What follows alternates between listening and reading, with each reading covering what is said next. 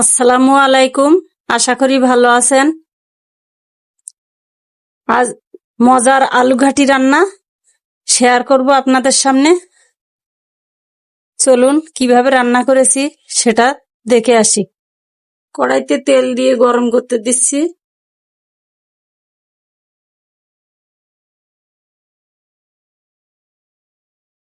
এখন তেলের ভিতরে লবণ দিয়ে দেব।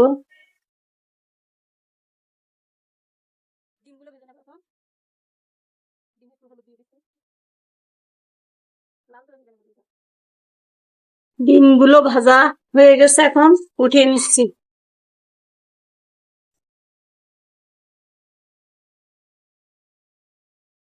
এখন তেলের ভিতরে দিয়ে দিচ্ছি কুচানো পেঁয়াজ, কাঁচা মরিচ কাটা, রসুন ছেঁচে নেওয়া আর আদা কুচানো, এগুলি দিয়ে ভেজে নেবে।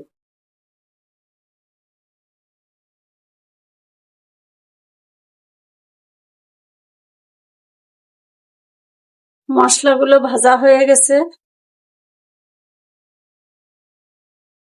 এখন দিয়ে নেব পরিমাণ মতো হলুদ, পরিমাণ মতো লবণ আর ধনিয়া গুঁড়া দিয়ে আর একটু নেড়ে তারপরে সেদ্ধ করে নিয়ে ভেঙে নিয়েছি আলুগুলো দিয়ে ভেজে নিচ্ছি।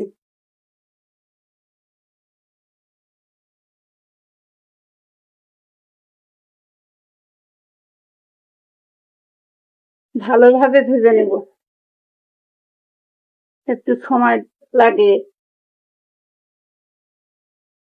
আলুগুলো কিছুটা ভাজা হয়ে গেছে, এখন একটু ঝালের গুঁড়া দিয়ে দেব। ঝালের গুঁড়াটা আগে দেই নেই, কারণ পুড়ে কাশি আসতো রান্না করতে করতে, সেজন্য ঝালের গুঁড়াটা একটু পরে দিয়েছি।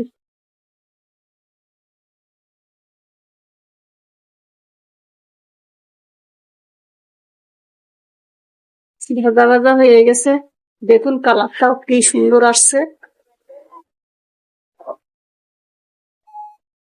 এখন পরিমাণ মতো ঝোলের জন্য পানি দিয়ে নেব।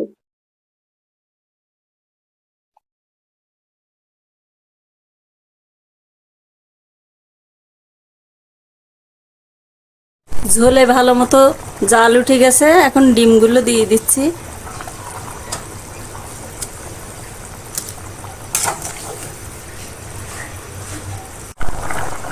তরকারিটা হয়ে আসছে। আলু ঘাটিতে একটু ঝোলটা বেশি রাখা লাগে, আলুতে টেনে নেয়। এখন জিরা গুঁড়াটা দিয়ে নামিয়ে নেব।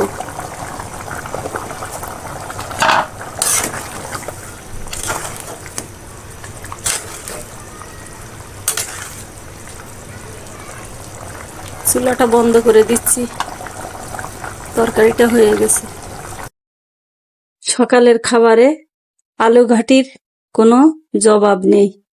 রুটি দিয়ে, ভাত দিয়ে, যে কোনো কিছু দিয়ে অনেক ভালো খাবার।